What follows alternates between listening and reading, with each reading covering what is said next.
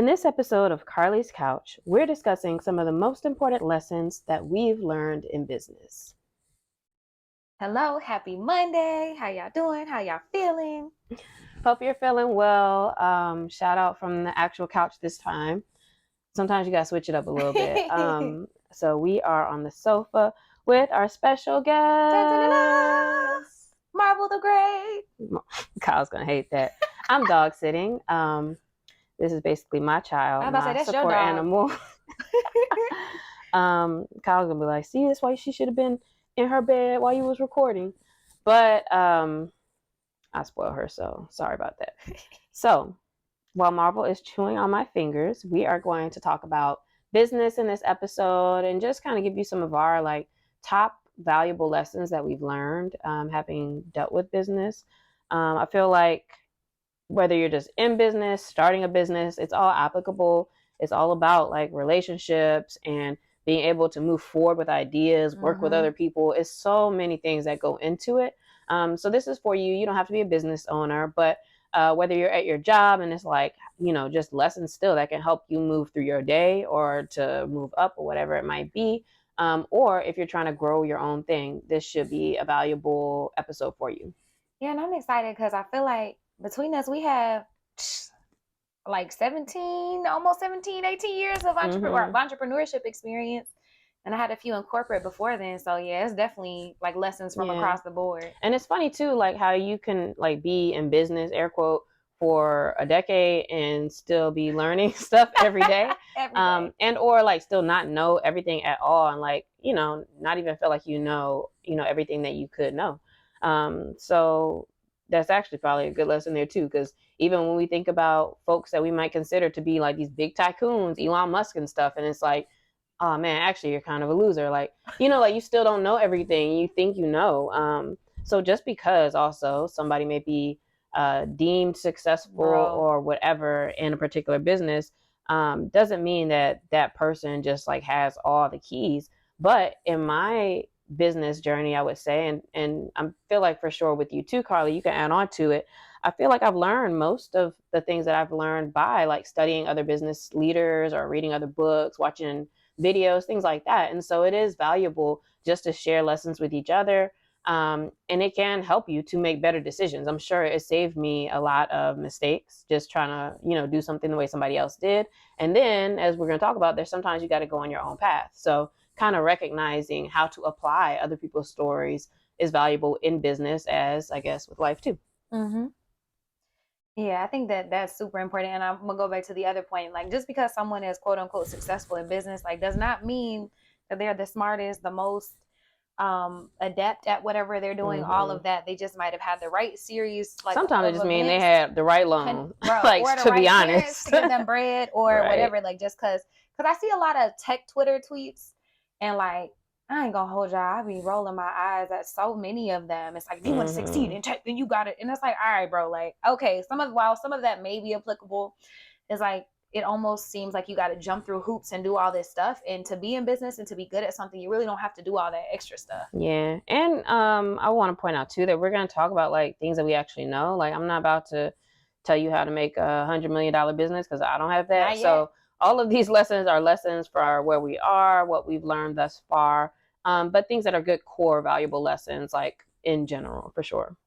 So Carlie, let's start with you. I want to hear you kind of talk about what your business journey is and like what do you do? Like what is your experience in business before we go into your lessons? Okay, my experience in business, I have an engineering undergrad degree, so that's not really helpful in business. I mean, there are crossover and transferable skills, but it wouldn't be like direct business skills.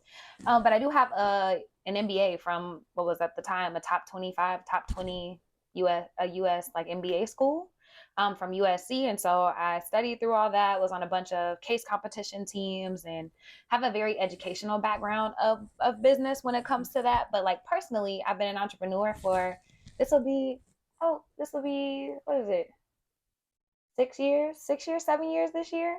So I launched Holistically Dope right after I graduated from USC, which is a service and programming business in which I do like social emotional learning, mindfulness, holistic health and wellness for companies. So I go in and I train their leadership teams. I can go in and train school administration and also kids. I work with nonprofits to build out their programming around these tenets.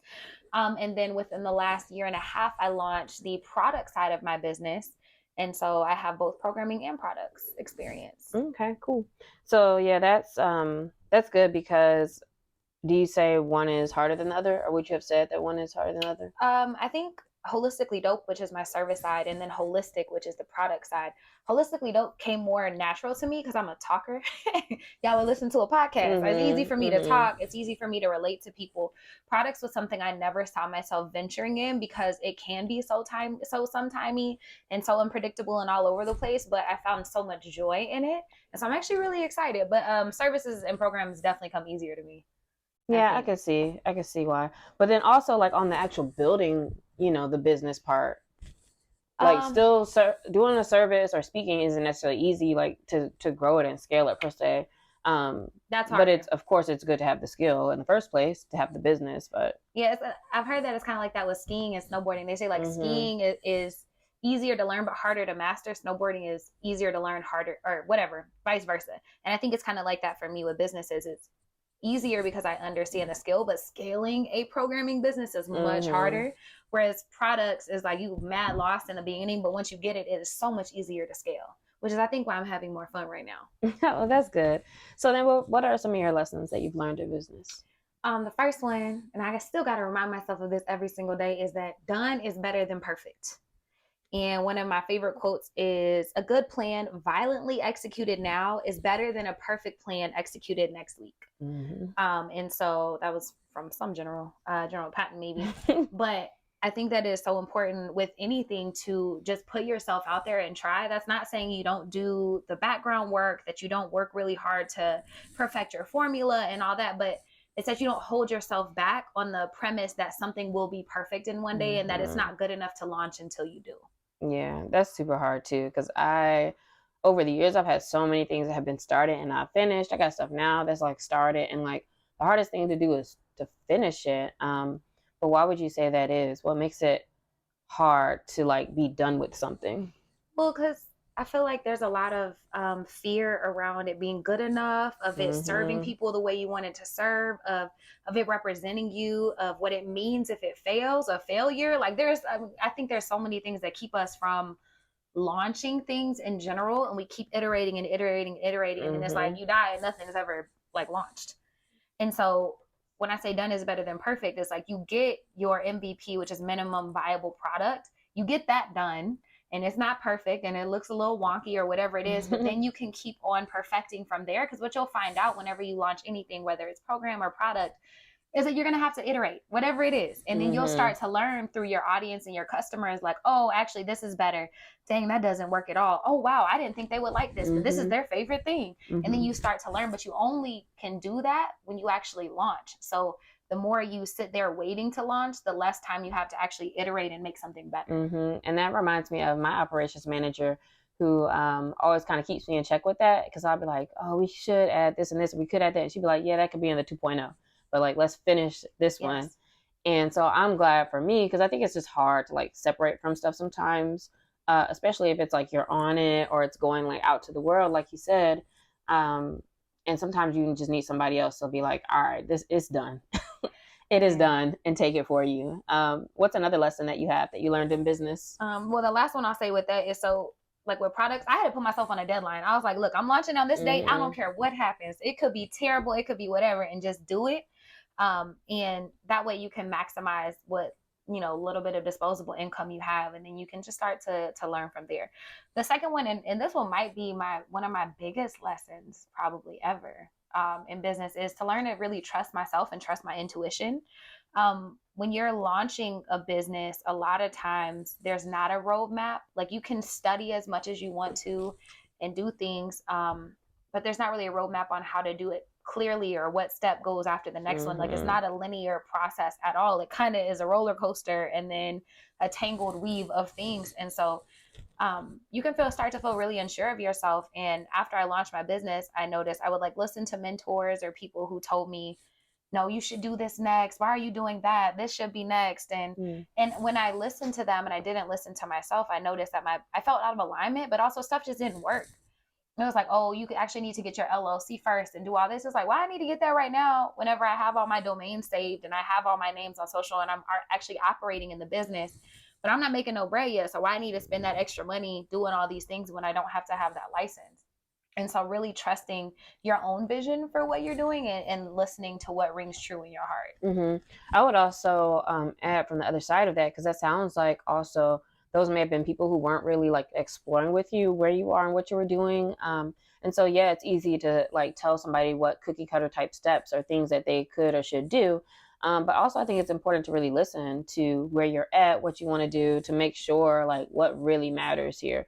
So it's good in your instance that you kept kind of like going with how you felt and then making sure that you did figure out what felt right for you, or what actually was going to get you to the next place. Yeah, because people mean well most of the time. Some of them don't, but like I'll just say that I feel like most of these people who are giving me advice like meant well, but also a lot of their stuff is coming from outdated. Like if they built a business 10 years ago, the industry is so different. The world is so different. So it's very different. Also, I'm different. I'm not you. So the way you built a business might not work for me.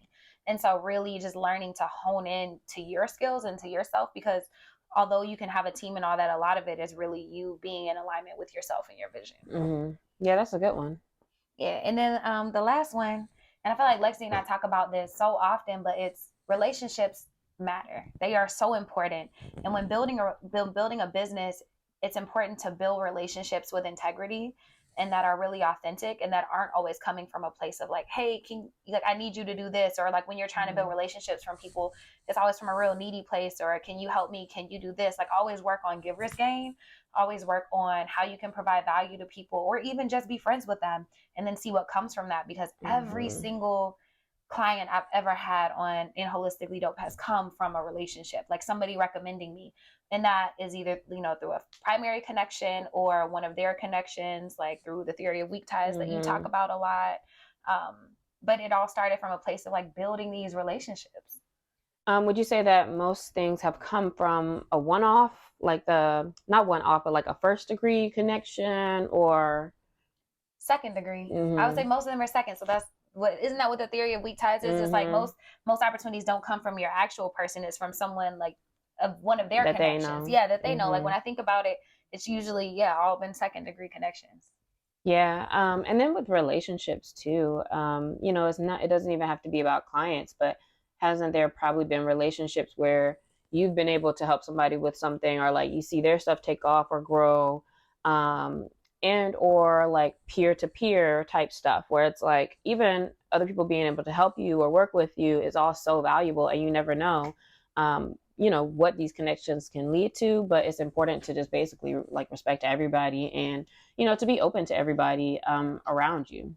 Yeah, and I think the coolest part about having these connections is just like when you build these big connections with people, sometimes they're able to see opportunities in certain places that you can't see because you're so close to your work, or they hear about stuff that you don't hear. So then it just expands your vision and helps you build in a whole new way. Yeah, definitely that.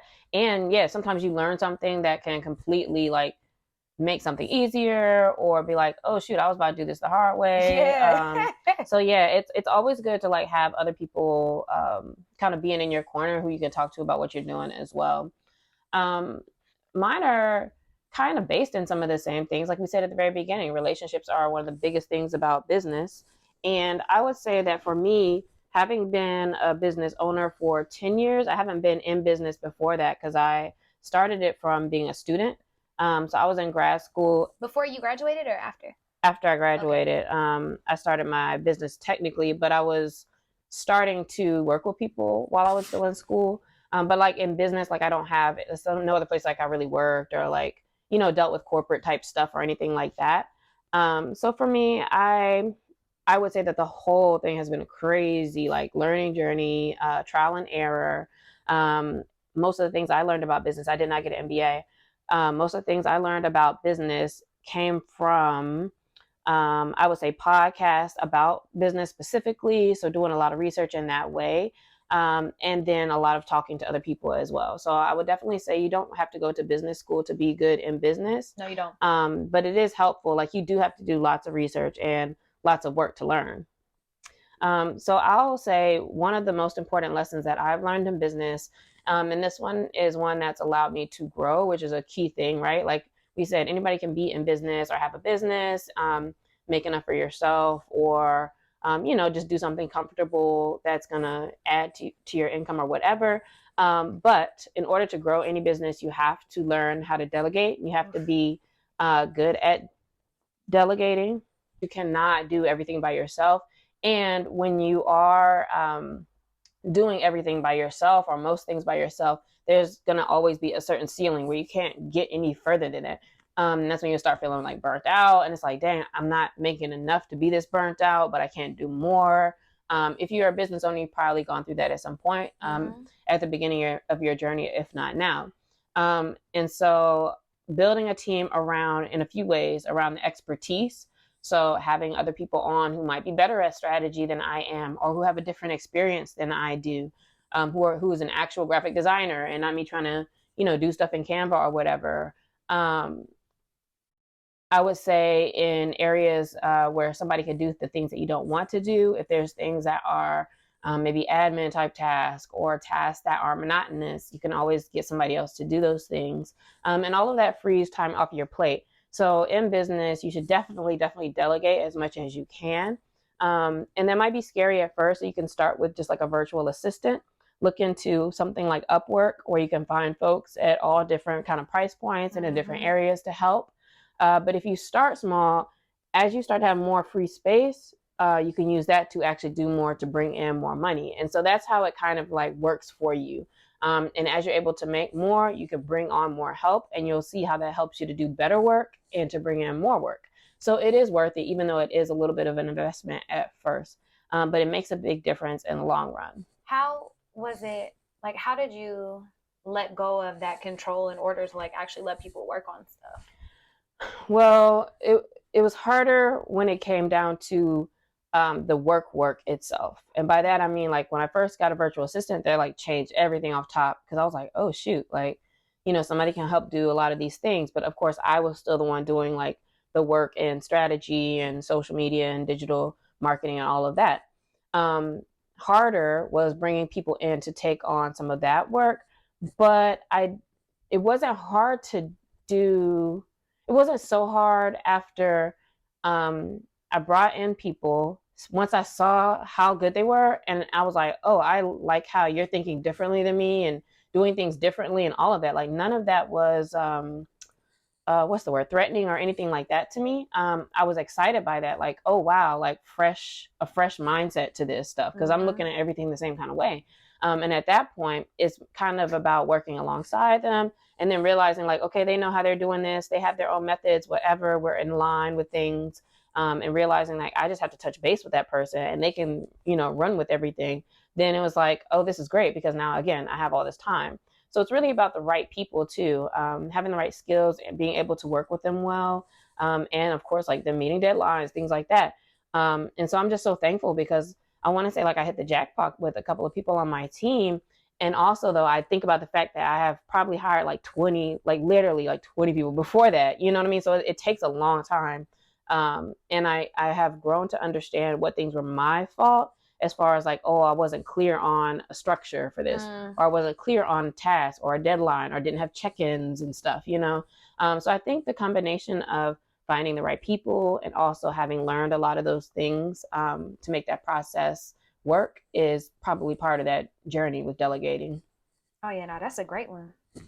My next one is just as easy as it might start to be to delegate. You gotta be able to let people go. You gotta be able to take quick action. So taking quick, decisive action is going to be the second most valuable lesson that I think that I've learned. And by that, I just mean you can't just let things keep going and going and hope that they change, hope that they get better. So if you have somebody you're working with who's just not getting things done on time, if you are working with a colleague who they blow you every time y'all talk or have a meeting, and they have an attitude all the time, or any issues there, even if you have a client or are working for somebody in a capacity where they're just overbearing, or, it's like, oh, well, what can I get for this $2? Or, like they're maybe overly cheap, or, when you start to get those feelings, right? Like Carlie talked about trusting your intuition when it comes to these processes. And this is about recognizing, like, when people act a certain way and it bothers you, takes you off your game, or affects you negatively in any way, being able to, like, not let that fly. Just, hey, I'm sorry, we're going to have to let you go. Or, yeah, I don't think we should work on any more projects. Or even for a client, only in the last year have I felt comfortable, I guess probably because I felt like I had enough options and money coming in, where I was like, yeah, I'm gonna have to terminate you as a client because I can't get my job done because you're not doing your part, or you're not, contributing in the way that we can do what we need to do for you. Or if, hey, you 30 days late on paying us, we got to stop. Like, we got to pause working with you. Or for one client, we got done with a project that had a time on it. And she was like, well, what does it look like to keep going and doing things? And it just wasn't a project. It's like, there's no impact here. It's kind of just like just doing stuff, but it's like, whatever. It's like, hey, I'm sorry, but, our plate is full for the rest of the year. So we're not gonna be able to keep going with you. We don't need to take you on. So being able to pay attention to results and those things that bother you, and just like, stop, like, you got to go, especially with hires, because just like I said earlier, like, I had people on my team for way too long sometimes, and thought it was helpful, but really it was just like me doing more behind them, or having to direct them overly, or, it's just like more trouble than it's worth. So for anything that's more trouble than it's worth, make a quick, decisive action. Yo, all money is not good money. Yeah, it's really not. Oh, and you got to be real careful about what you accept, because it'll just beget more of whatever you bring in. Last year, I took on a project where a lady she had a budget. She was paying us $7,000 a month. But she had all these like stipulations and saying all these things. And I was like, this ain't really gonna fly. I don't think. Like, her product was dropping like the week after she started talking to us. And we were like, but there's nothing we can do that fast. Make sure we have this much time. But then meanwhile, it's like, hey, it's starting today. What can we do? What can we do? And it's like, we already tried to express to you that it's going to take some time. But yeah, like, I knew I should have been like, this isn't aligned. And I took it anyway, and definitely made that bread. And she definitely got results, but it wasn't like the best match of a client for us, I would say. Last question for this part is, how do you know the difference between like when you should take quick, decisive action, or like someone might just be going, like, if you have a hire, like, what's the difference in like someone who you would give a chance to, or someone who you're like, actually, that's the line to you need to snip it? Communication. So I've worked with folks who will communicate and say, hey, I'm sorry, like, I have this extra project. If they're in school or something, I have this extra project right now. So I might be a little behind on something. Or I even have people now, that's why I'm like, I love the people I work with right now, who just messaged me the other day, like, hey, I just want to make sure I'm not missing anything. Has this already started? And it's something that they were like, I know we're waiting on the contract, so I didn't know. I just want to make sure I'm ready. And I was like, okay, like, you getting ready, but we're not there. So, I'm going to have it for you. But then there's folks who, if you need something revised, is, oh, well, I thought that was good.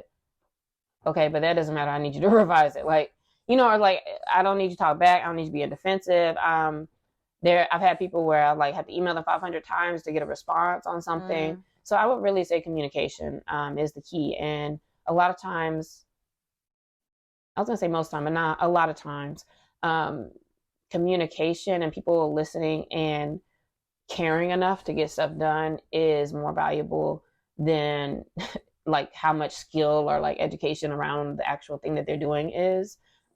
So yeah, that's always more helpful for me.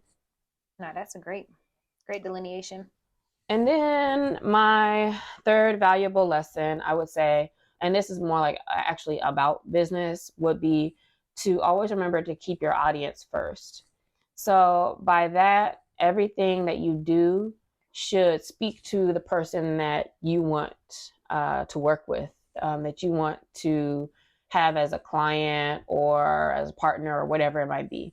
And I'm saying that because there's been so many times in my business journey, and I think a lot of other people too, where it's like they'll be like, dang, I want to work with bigger clients, or I want to do something in this space, or there's something different, some other place they want to be.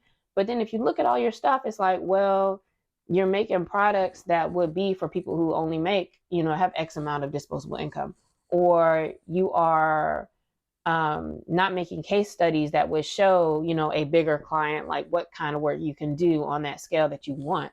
A good example of this is like with Damo, and how he'll be like, okay, I don't want to do any more camera operating, so I'm not taking any more of the jobs. I'm only doing this. And so I start to only show my work as an AC or my work as a DP, and then I get more of those DP jobs. So I would definitely say that the messaging on your websites, even the way you network with people, even the way you talk about what you do, all of that, you have to make sure like you're talking to the person that you actually want to be working to.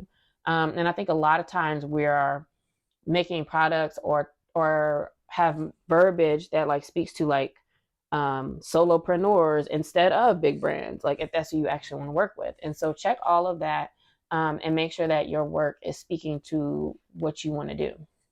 So it sounds like the first part of that is to actually figure out what you want to do. Like who exactly is your person you're working with, or what lane? Yeah, exactly definitely. I mean, definitely know that. You have to, so in order to be successful, you should know like who your audience is. And then you need to make sure that you are speaking to them, that you are helping them, that everything is about them, about that particular audience.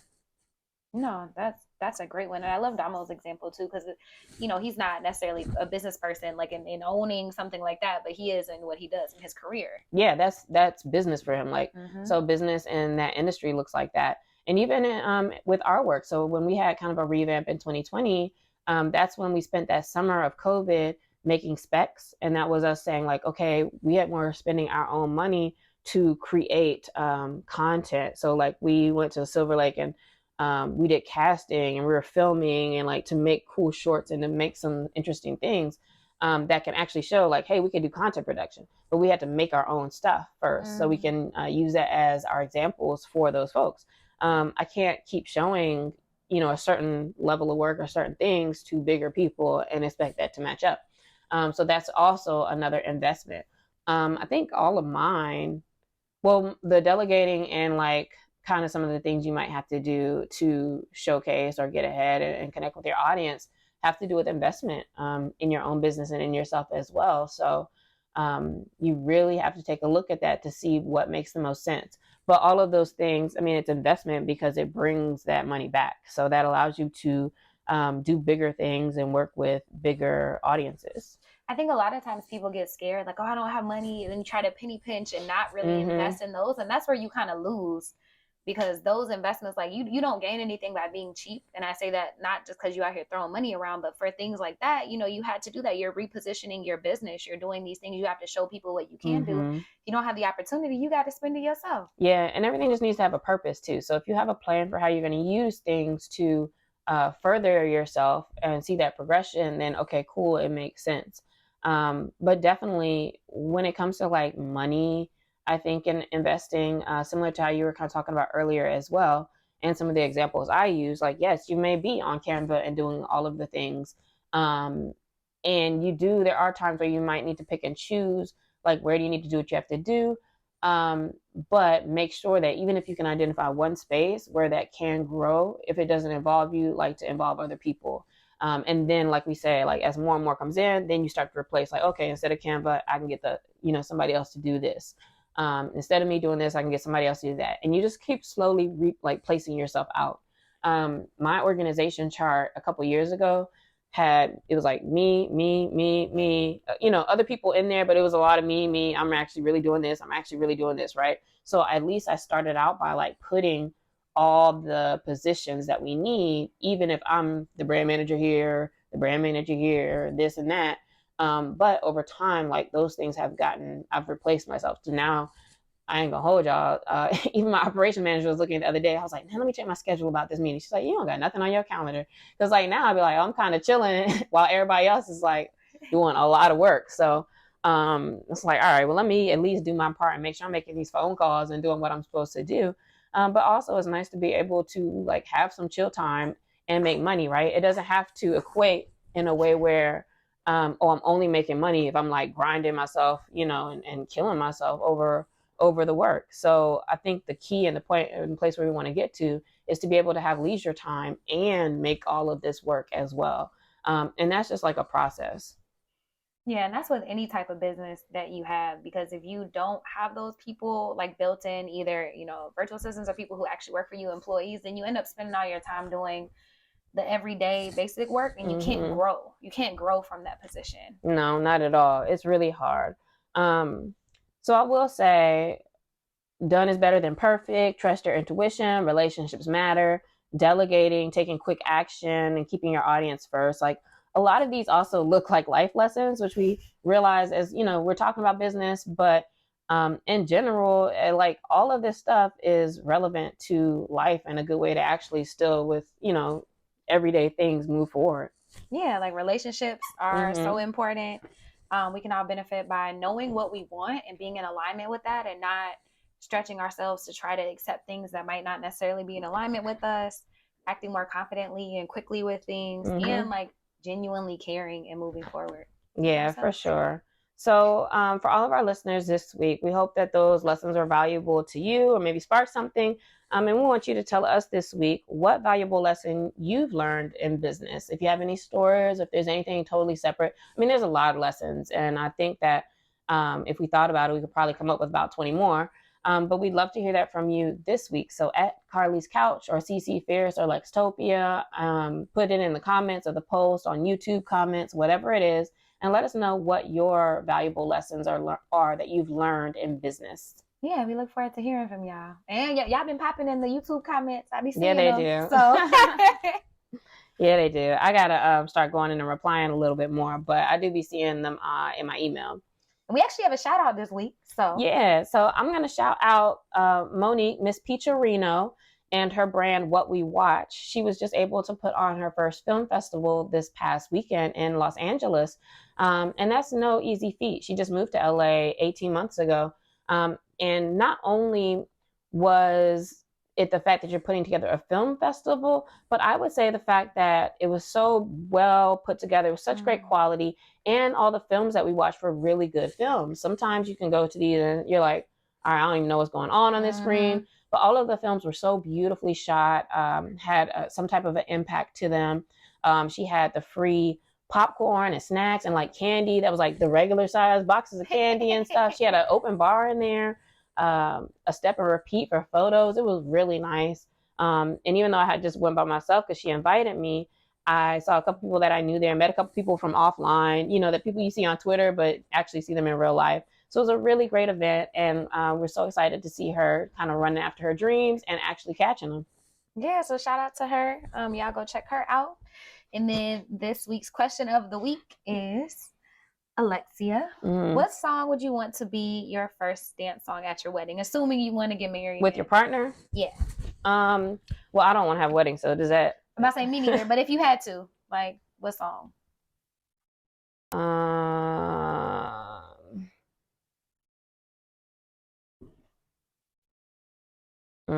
What song would you have? The first one that came to mind was Simply Beautiful, Al Green. What's that? Which song is that? If I gave you my love, tell you what I do. Okay. Look, what? I don't know what song that is. Oh my God, I love that song. It sounds cute. I don't know. And I don't want to have a wedding, so I'm sorry. I'm gonna have to skip this. I want to elope, but I thought about. Why do you want to elope? I don't know. Because if I do want to get married, I would rather like elope and just be me and my partner. I don't care about the performative ceremony for other people. Like we can maybe have a party for people if we want to at a later date, but I feel like if you're making that jump, it's just you and your partner. I mean, marriage is you and your whole village. So I mean, I understand that, but I don't feel the need to have a ceremony to do that. But maybe have a party though, because that's fun. But I thought about this question, actually kept it on there because one of my line sisters, I remember she used to want to have the "Pimpin' Me" by Jay Holiday be her song walking down the aisle. I'm doing the most. Who is that? Which one was that? Oh man, Kiki. She gonna cuss me out too, and it's okay. I'm ready for your message because I know Janae about to send it to her. But that's what made me keep this question on here because I was like, I don't really feel like this was either one of us, but I really just wanted to share that story because that is so funny to me. Yeah, I don't know. Those are things that I'm not thinking about right now, but also I don't know. I will figure it out when the time came. But yeah, I don't think that's gonna be happening for me. Yeah, but if y'all have one, hit us, let us know which one you will want to. Kiki, I'm waiting on that cursed out text message. Right. Let us know you listened. And we and Marvel, who was running around like a madman this whole episode, we'll see you next week. Bye, y'all.